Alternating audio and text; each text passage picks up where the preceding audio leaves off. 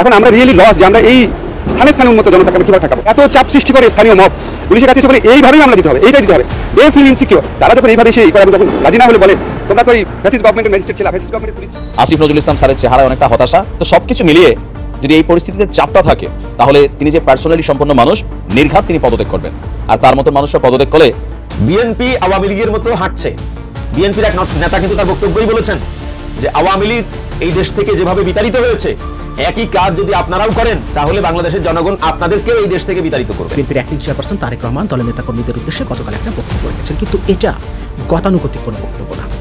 এই বক্তব্য অনেক প্রশ্ন তৈরি করে এবং এর মধ্যে এক ধরনের রহস্য আছে। ভয়ঙ্কর অশনির সংকেত কিন্তু আমি দেখতে পাচ্ছি। আসিতেছে পুতুল স্বৈরাচারী শেখ হাসিনার চেয়েও 100 গুণ শয়তান হয়ে এবং বিষাক্ত হয়ে। এই ছাত্র নেতা সমন্বয়কারী কাউকে ছাড়বে না।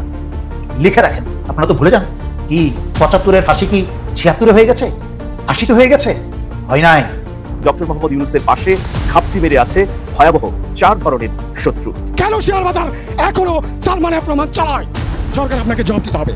পুরো শেয়ার মার্কেট এখনো সালমান এফ রহমান করে কি করবেন বলতে হবে।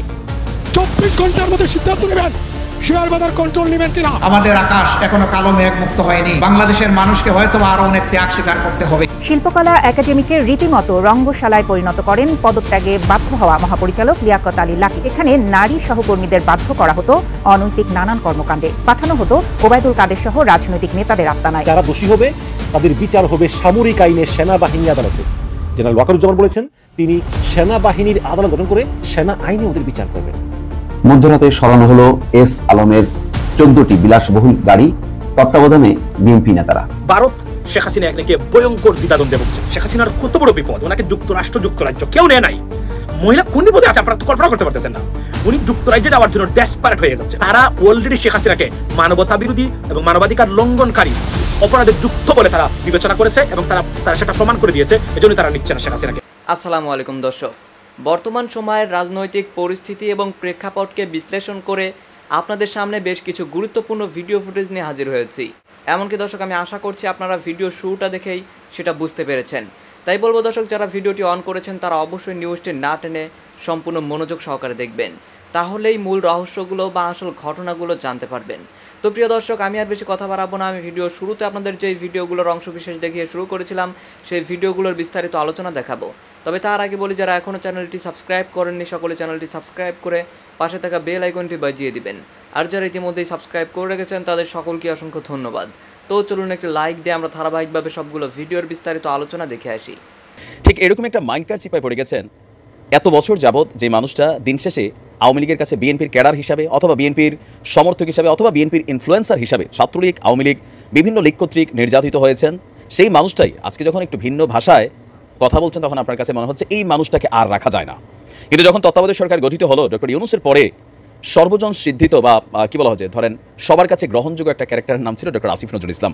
তো একটা কথা কিন্তু আছে যে দূর থেকে সমালোচনা করাটা অনেক সোজা, কিন্তু যখন আপনি চেয়ারে বসবেন একজন শাসকের চেয়ারে, দেন আপনি দুইটা শ্রেণীতে বিভক্ত হয়ে যাবেন। মানে আপনার অবস্থানটা আজকে ঠিক একই বাটে পড়ে গেছে আসিফ নজরুল ইসলাম। এখন আওয়ামী লীগও মাঝে মাঝে ওনাকে খোঁচা দেয় যে আওয়ামী লীগ ক্ষমতায় থাকাকালীন তিনি বিভিন্ন সময় বলতেন যে বাংলাদেশে প্রায় 20 থেকে 26 লক্ষ ভারতীয়রা চাকরি করছে বিভিন্ন ডিপার্টমেন্টে, তাদেরকে খুঁজে বের করেন যেহেতু এখন আপনি সরকারে আছেন। অপরদিকে তিনি যে অফিসটাতে বসে অফিস করেন সেখানে পিছনে একটা ব্যাকগ্রাউন্ডের ছবি আছে। এই ছবিটা দেখে বিএনপিপন্থী যারা আছেন তারা ভাবছেন যে না, আসিফ নজরুল তো মনে প্রাণে আসলে আওয়ামী লীগেরই লোক।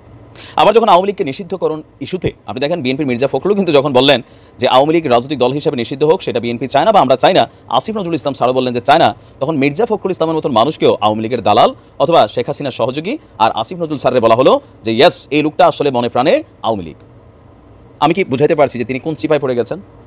একজন ন্যায়পরায়ণ শাসক যিনি হন তার এই শাসনটা সমভাবে বিস্তৃত হয়। এই আসিফ নজরুল স্যারকে নিয়ে আসলে আমার তো কথা বলার মতন যোগ্যতা নাই, বাট আপনারা যারা দীর্ঘদিন যাবত ওনার ফ্যান ফলোয়ার ছিলেন, আজকে তিনাকে নিয়ে পিনাকিদা থেকে শুরু করে ডক্টর কনক সারওয়ার থেকে শুরু করে আমজনতা বা যেই খেলাটা চলছে আর কি, সব মিলিয়ে আমি নিজেও একটু হতাশ। আসলে যে কোনো কিছুর জন্য একটু সময় দিতে হবে। আপনি যদি মনে করেন যে আপনি যা শুনতে চান সবসময় ঠিক তাই বলতে হবে, তিনি তো ভাই আপনার চাকরি করে না। একটা যে রাষ্ট্র বৈষম্য বিরোধী রাষ্ট্র, সেখানে যারা অন্যায় করছে তাদের বিচার হবে, যারা জুলুম করছে তাদের শাস্তি হবে, মামলা হবে। তবে এই যে এখন যে মামলাগুলো হচ্ছে গণহারে অনেক মামলা হচ্ছে, যেগুলো আমরা দেখতে পাচ্ছি যে এগুলো মামলাগুলোর আসলে কোনো ভিত্তি নাই, জাস্ট দিয়ে দেওয়া হচ্ছে হয়রানির জন্য। তো এই মামলাগুলো দেখেই অনেকটা হতাশাগ্রস্ত হচ্ছেন আসিফ নজরুল স্যার। ভিডিওর প্রথমে যে অংশটা দেখিয়েছিলাম যে এই যে গণহারে মামলা হচ্ছে, এই মামলাগুলো নিয়ে সাংবাদিকের একটা প্রশ্ন ছিল যে এগুলোর ব্যাপারে আপনাদের ভূমিকা কি। দেখেন, বৈষম্যবিরোধী ছাত্র আন্দোলনের যে অন্যতম নেতারা তারাও কিন্তু বলছেন এই গণমামলা এই মানে উল্টাপাল্টা এগুলা আসলে করার সুযোগ নেই, কিন্তু পুলিশ বাধ্য। আসিফ নজরুল স্যার ওইটাই বলছিলেন যে ওই সময় পুলিশ আওয়ামী লীগের কথা শুনতে বাধ্য হয়েছিল, এখন মবদের কথা শুনতে, স্থানীয় মানুষদের কথা শুনতে বাধ্য হচ্ছে। তো আপনি ভাবছেন এই পুলিশ নিরপেক্ষ হবে, তাহলে কি এটা আসলেই সম্ভব?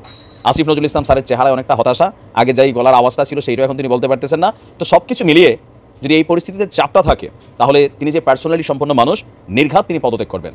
আর তার মতন মানুষরা পদত্যাগ করলে সংস্কারের যে চিন্তা, এই চিন্তাটা কখনোই কিন্তু শতভাগ বাস্তবায়িত হবে না। অনেকেই মনে করছেন যে ডক্টর ইউনূসের সরকার বসছে শুধু আওয়ামী লীগকে নিধন করতে, আওয়ামী লীগকে শেষ করে দিতে, বা উপদেষ্টা যারা আছেন তাদের টোটাল অ্যাক্টিভিটিস হবে এন্টি আওয়ামী লীগ। কিন্তু তারা এখানে অনেক সমীকরণ বুঝতে পারছেন না যে বাংলাদেশে আওয়ামী লীগের একটা বিশাল সাপোর্টার শ্রেণী কিন্তু আছে। এই মুহূর্তে তারা হয়তো লুকায়িত অবস্থায় আছে। যারা বৈষম্য বিরোধী বাংলাদেশে এই মুহূর্তে ক্রিয়েট করতে চাচ্ছে, অন্তত আমাদের এই উপদেষ্টারা, তারা কিন্তু কোনো দলের পক্ষে নির্দিষ্ট অবস্থান নিচ্ছেন না। আওয়ামী লীগের বিপক্ষে যে অ্যাকশনগুলো যাচ্ছে, এগুলো আওয়ামী লীগ প্রাপ্য, যে অন্যায় জুলুম নির্যাতন করছে সেগুলোর জন্য অ্যাকশন হচ্ছে। কিন্তু এর বাহিরেও আওয়ামী লীগ একটা পরিবার, বা বিভিন্ন ইস্যুতে, প্রশাসনের অনেক ইস্যুতে যেন তারা বের করে দিতে হবে, তারা রাখতে হবে, এটা করতে হবে, সেটা করতে হবে। দেখেন, এগুলা নিয়ে তারা যেটা করতে চাচ্ছে, যেন ইন ফিউচার রাজনৈতিক সরকার প্রেক্ষাপট পরিবর্তন হবে, এই যে মিথ্যা মামলা অথবা ধরেন পুলিশকে ব্যবহার করা, চাপ প্রয়োগ করা, তো এই পুলিশে তো আবার আওয়ামী লীগ ক্ষমতায় আসলে এইভাবে আওয়ামী লীগ চাপ দিবে, এইভাবে কাজ করবে, আবার এইভাবে বিএনপি নেতাদের নামে মামলা হবে। আমার মনে হয় যে আসিফ নজরুল স্যারদেরকে এতটা প্রেশার ক্রিয়েট করা উচিত না। এতে কি হবে, তিনি পদত্যাগ করে বসবেন, এটা আমি অ্যাডভান্স বলে দিয়ে গেলাম। কারণ রাজনৈতিক নেতা পদত্যাগ করেন না, কারণ কি এই পদত্যাগের পেছনে তাদের কোনো স্বার্থ নাই, বা এই চেয়ারটাতে তাদের সকল স্বার্থ, টাকা পয়সা, দুর্নীতি, লুটপাট, হ্যাঁ, মানে সময় সময় আসবে, খাবে। কিন্তু আসিফ নজরুলের মতন ক্যারেক্টার যারা আছেন, তারা কিন্তু আত্মসম্মান বোধটা খুবই উঁচু স্তরেরই হন। ওনাদেরকে সময় দেওয়া উচিত। মানে আপনার মন মতোই সব হইতে হবে, তাহলে তো ভাই ওনারা আপনার পারপাস সার্ভ করতে বসছে। এরপরে যখন আবার আওয়ামী লীগ আসবে, তখন আওয়ামী লীগের পারপাস সার্ভ করবে। তখন আবার বিএনপির পক্ষে কথা বললে বিএনপির ভালো লাগবে, জামাতের ভালো লাগবে, অন্য দলের ভালো লাগবে। বিষয়টা এরকম না, বিষয়টা আসলে কিন্তু এরকম না। তো এই জিনিসগুলোতে বাঙালি জাতির অ্যাডজাস্ট হতে একটু সময় লাগবে। মানে সবাই যেটা চাচ্ছে এখনই অ্যাকশন করে এনেছেন, আওয়ামী লীগ নিশ্চিন্ন হয়ে যাবে, বা এটাতে কি হবে, দেশের মধ্যে অনেক ধরনের ঝামেলা তৈরি হবে। তো ডক্টর আসিফ নজরুল স্যারদেরকে কাজ করতে দেওয়া উচিত। এত সমালোচনা করলে যে কাজগুলো করার গতি সেটা থমকে যাবে, ফ্রাস্ট্রেশন আসবে, তারপর দিন শেষে মনে হবে যে এই জাতি আসলে মারা খাওয়া জাতি, এদের মারা খাওয়া উচিত, আমি এখান থেকে পদত্যাগ করে সরে যাই। তবে আমি আসিফ নজরুল স্যারের উদ্দেশ্যে বলবো, আপনারা যে মিশনে আছেন সেই মিশনটা কমপ্লিট করেন। এমন একটা সিস্টেম আমরা চাই, রাজনৈতিক দল রাজনীতি করবে, সরকারের পালাবদল হবে, কিন্তু প্রশাসনের কোনো ধরনের ভূমিকা তৈরি হবে না, আমজনতার মধ্যে কোনো লুটপাট, মামলা, হামলা এগুলো তৈরি হবে না, আইনশৃঙ্খলা বাহিনী তারা প্রভাবিত হবে না। এই বাংলাদেশ যতক্ষণ তৈরি করা না যাবে, ততক্ষণ এই বিক্ষোভ বা কি বলে যে সরকার, দ্বিতীয় স্বাধীনতা, বা যে নামে আমরা কথাগুলো বলছি, কোনো কিছু অর্জিত হবে না। ক্যারেক্টার ওইটাই থাকবে। বিএনপি এখন আসলে আজীবন তো বিএনপিও থাকবে না, ভবিষ্যতে আওয়ামী লীগ আবার আসবে, তখন এই বিএনপি বাংলাদেশের আবার পালাবে এই গত 15 বছরের মতন, এরপর আবার আওয়ামী লীগ পালাবে। এই খেলাতে তো জীবন শেষ ভাই। পরিবর্তনটা দরকার, একটু ধৈর্য সহ্য ধরেন। কোনো রাজনৈতিক দলকে নিষিদ্ধ করার পক্ষে আমি না, আনলেস আপনার যদি খুব সুশক্তভাবে জঙ্গি তৎপরতা, রাষ্ট্রবিরোধী তৎপরতা, কোট আনকোট যে বিভিন্ন পলিটিক্যাল পার্টি রেটরিক হিসাবে ইউজ করে, সেটা না। সত্যিকার অর্থে সেরকম থাকলে তাও প্রচণ্ড সততার সাথে তদন্ত করে দেখে হয়তো এটা করা যেতে পারে। জেনারেল আমি অবাক হয়ে গেলাম ওনার এই কথাটা শুনে, যে ডক্টর আসিফ নজরুল ঢাকা বিশ্ববিদ্যালয়ের আইনের শিক্ষক, ওনার কাছ থেকে আমি এই ধরনের কথা আশা করি নাই। শুধু তাই নয়, এই যে এতটা বছর ওনার কত কথা শুনলাম দেশের স্বাধীনতা নিয়ে, গণতন্ত্র নিয়ে, কিন্তু ওনার কথার মাঝখানে কিন্তু এটার কোনো প্রতিফলন পেলাম না। ওনার বুঝলাম না উপদেষ্টার চেয়ারে বসেই ওনাদের কোন জাদু লাগলো যে ওনারা এখন আওয়ামী লীগের পক্ষে কথা বলতে শুরু করলেন। উনি বললেন আওয়ামী লীগকে বাতিল করার মতো উনি কিছু দেখছেন না, ওনার এটা ব্যক্তিগত মতামত, উনিও কিন্তু ব্যক্তিগত মতামত দিচ্ছেন। অথচ ওনাদেরকে এখানে বসানো হয়েছে সেই বিশ্বাসে যে বিপ্লবী ছাত্র জনতা এবং সামগ্রিকভাবে বাংলাদেশের মানুষের কথা বলবে এবং তাদের ইচ্ছার প্রতিফলনে কাজ করবে। কিন্তু ওনারা এখানে ব্যক্তিগত মতামত দুজনেই দিলেন। এই যে ডক্টর আসিফ নজরুলের কথা মতো ঐতিহ্যবাহী দল, কিসের ঐতিহ্য? সেই শেখ মুজিবের আমল থেকে ব্যাংক ডাকাতি, খুন, ধর্ষণ এবং জিআরবি জাতীয় রক্ষী বাহিনী তৈরি করে শেখ মুজিব 40 থেকে 60,000 জনগণ হত্যা করেছিল। তার মেয়ে এবং তার বংশধর যারা বাকি ছিল, বেঁচে ছিল, জাতির দুর্ভাগ্য। এই স্বৈরাচারী শেখ হাসিনা গত 15 বছরে, আমি তো তার সমস্ত কুকর্মের তালিকা দিতে গেলে ঘন্টাতেও শেষ হবে না। তাই যেহেতু অনুষ্ঠানটা ছোট রাখতে চাচ্ছি আমার কথা, তার বড় বড় জিনিসগুলো দেখেন। সেই ভোট চুরি, প্রতিবার গায়ের জোরে দমন নিপীড়ন করে ক্ষমতায় থাকা, 2013 সালের 5ই মে 2,500 থেকে 3,000 হেফাজতের কর্মীদেরকে হত্যা করা, লগি বৈঠা দিয়ে হত্যা করা, 2009 সালে 57 জন সেনা অফিসারকে অত্যন্ত পরিকল্পিতভাবে স্বৈরাচারী শেখ হাসিনা হত্যা করে, এবং ভারতকে বাংলাদেশের সমস্ত সার্বভৌমত্ব এবং স্বাধীনতা কাগজে কলমে এবং সরজমিনে ভারতের হাতে তুলে দেয়। ভারতের বাংলাদেশের আনাচে কানাচে অবৈধ ভারতীয় সমস্ত তরুণী বাংলাদেশিদের চাকরি দখল করে নিয়ে বাংলাদেশ থেকে $100 বিলিয়ন এত বছর প্রতি বছরে নিয়ে গেছে এবং সর্বশেষে 1,500 ছাত্রছাত্রী শিশু জনতা হত্যা করেছে, গণহত্যা, 40,000-এর মতো আহত, 20,000-এর মতো অন্ধ। ডক্টর আসিফ নজরুলের এখনো আইনি শিক্ষাতে ওনার চোখে পড়ে না যে এরপরে ওনার আরো কারণ লাগবে যে কেন আওয়ামী লীগকে বাতিল করতে হবে। এবং উনি বললেন একটা সৎ এবং স্বতন্ত্র শক্তিশালী একটা তদন্তের মাধ্যমে যদি প্রমাণিত হয়, আর কি প্রমাণ চান আপনার? এবং আপনাকে তো বসানোই হয়েছে ওই কাজগুলো করার জন্য। আপনি কার কাছে সৎ এবং স্বতন্ত্র একটা তদন্তের জন্য? তদন্ত তো আপনিই করবেন, তাহলে কি বাতিল নিচে অন্ধকার? আপনাদেরকে বসানো হলো কি স্বৈরাচারী হাসিনার গীত গাইতে, তাদের পক্ষে কথা বলতে? তাই আমি বুঝতে পারছি না আপনাদের এই নিয়োগগুলো আসলে কারা দিয়েছে, কাদের মাধ্যমে হয়েছে। এই বিপ্লবী, আপনাদের কথাবার্তায় তো বিপ্লবী ছাত্রদের নিয়োগ হতে পারে না। এটা কর্মের অপেক্ষায় আছি, দেখার অপেক্ষায়, কিন্তু কোনো কর্ম দেখছি না। যদি আমার কথা যদি বিশ্বাস না হয়, এই 4টা বছর যারা মনোযোগ দিয়ে আমার কথা শুনেছে, মনে রেখেছে, তারা বারবার বলছে যে এই লোকটা যতগুলো কথা বলেছে সব কথা সত্যি হয়েছে।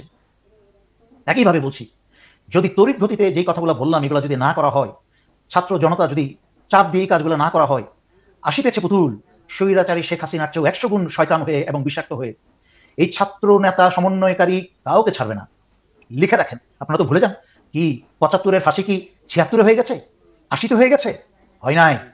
মানুষ যখন ভুলে গেছে, মানুষ যখন মেজর ডালিমদের মতো বীরদের ভুলে গেছে, তাদের অবদান দ্বিতীয় স্বাধীনতায় ভুলে গেছে, তারপরে এসে স্বৈরাচারী হাসিনা ফাঁসি দিয়েছে। এটাও একটু নোট করে রাখেন দিন তারিখ সহকারে। যেইভাবে চলছে ছাত্রনেতাদের তারা মনে করছে নিয়ন্ত্রণে আছে, নিয়ন্ত্রণের বাইরে চলে গেছে। কারণ ছাত্রনেতাদের, তারা পড়াশোনা করার ছাত্র, তাদের দেশ চালানোর জ্ঞান নাই। সেনাবাহিনীর অফিসার কাকে সরাতে হবে, কাকে বসাতে হবে সেই জ্ঞান তো বহু দূরে, শূন্য জ্ঞান। ডক্টর মোহাম্মদ ইউনূসেরও সেই জ্ঞান নাই, সেনাবাহিনী অফিসার কাকে বসাতে হবে, কাকে সরাতে হবে, কারোরই নেই। অবসরপ্রাপ্ত মেজর জেনারেল হাফিজকে বসানো হয়েছে উপদেষ্টা হিসেবে। ওনার সম্পর্কে জানি, উনি যতটুকু একটু পশ মানুষ, একটু স্টাইল মাইল করে চলেন, একটু এসিতে বসেন, বাট ওনার সেই স্ট্রেট ফোর্সফুল কমান্ড অ্যাবিলিটি নাই যে ধামধুম করে এসে সবকিছু করে ফেলবে, চেঞ্জ করবে। আমাদের হচ্ছে সেই ধরনের বিপ্লবী ছাত্ররা যেরকম ছিল, এইসব জায়গায় এইসব বিপ্লবী অফিসার লাগবে যাদের ভিতরে সেই ধরনের হ্যাডম আছে। দর্শক, আমি আশা করছি আপনারা সকলেই অত্যন্ত মনোযোগ সহকারে সবগুলো ভিডিও দেখেছেন। এমনকি দর্শক, যদি এই ভিডিওগুলো সম্পর্কে আপনাদের কোনো মতামত থেকে থাকে তাহলে তো অবশ্যই জানাবেন। দর্শক, সবশেষে জানাবেন আপনি ঠিক কোন জায়গা থেকে আজকের এই নিউজটি দেখেছেন। ভিডিওটি শেষ করছি এখানেই, ফিরছি পরবর্তী নিউজে নতুন কোনো টপিকে। আল্লাহ হাফিজ।